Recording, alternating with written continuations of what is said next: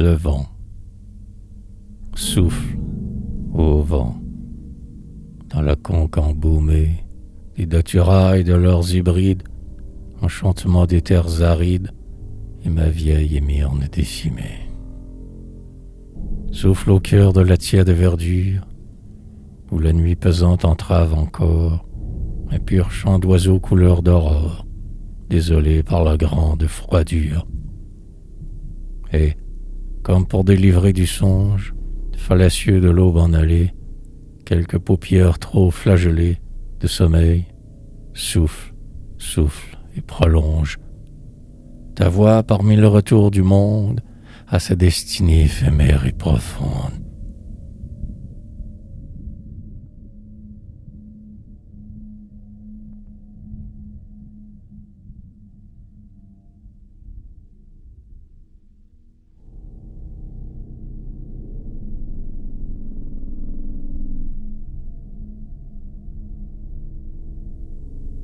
Désert, joie unie et chaude du désert.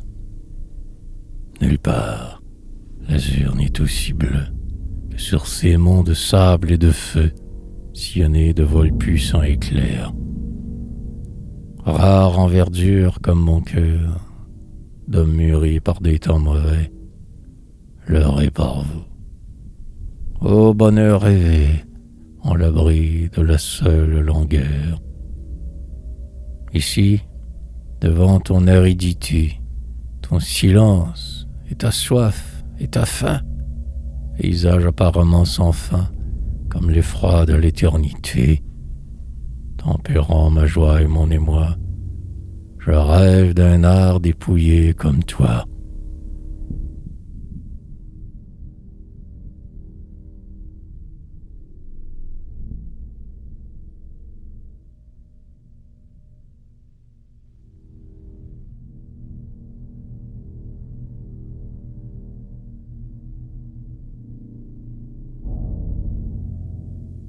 Zora. Zora, enfant de sultan défunt, dès longtemps, à l'archipel natal, tu veux venir avec tes parfums de vanille et de bois de santal, venir si loin et sans défenseur.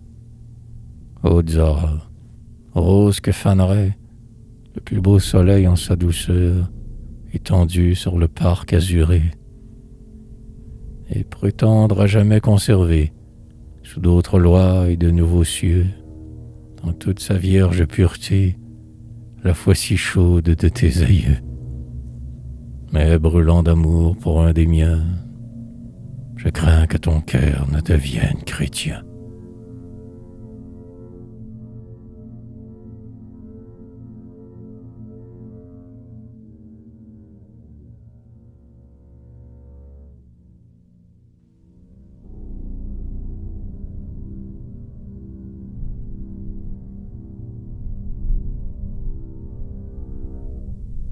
Clair de lune, sans rossignol autre que des songes, effeuillé au cœur de la nuit bleue, ta tristesse de reine exilée, clair de lune qui mon front inonde, enchantera de quelle musique sa nostalgie et ses sourdes peines, sœurs en l'ennui, sœurs adultérines de mes insidieuses fatigues.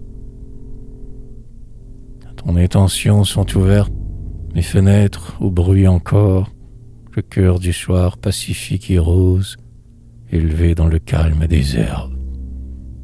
Comme à la rupture de tes charmes, le triomphe obscur de l'aube dans les palmes.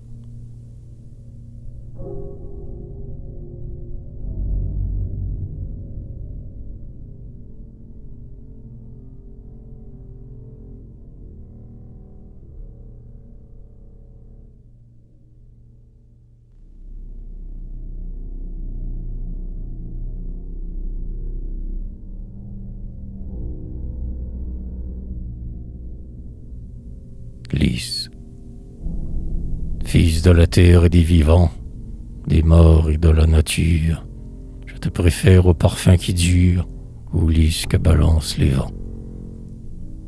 Comme mi-jour passe ta gerbe, fille étrange de la nuit, qui répand son éclat inouï jusqu'à sa chute sur l'herbe. Héritière sans lendemain du royaume de la lune, elle dépense en paix sa fortune pour le plaisir des yeux humains. Ta gerbe sans lendemain qu'a tracé en silence la lune.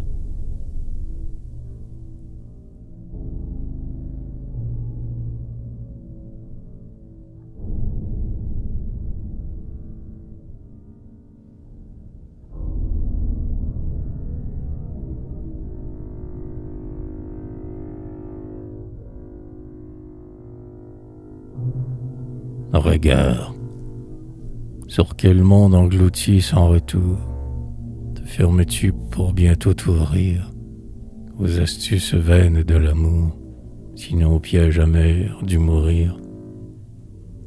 Au regard où pèsent divers poids, celui-ci, s'interrogeant au cœur d'un miroir, ne voit que désarroi, où jamais ne s'est vu que de fleurs. Cet autre qui s'attendait à voir descendre la nuit sur son destin, sans que jusqu'à la fuite du soir prolonge l'éclat de son matin. Ô regard, innombrables tombeaux, où gisent à la fois le laid et le beau,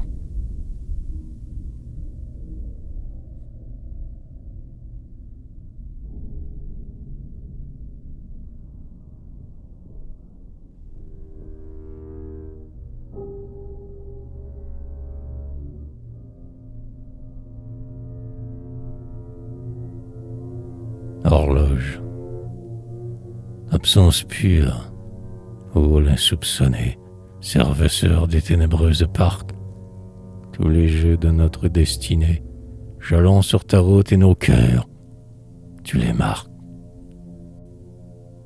Mais loin de faire de toi l'augure inviolé, notre suffisance veut exercer quelle dictature sur le temps où s'oublie un peu ta présence.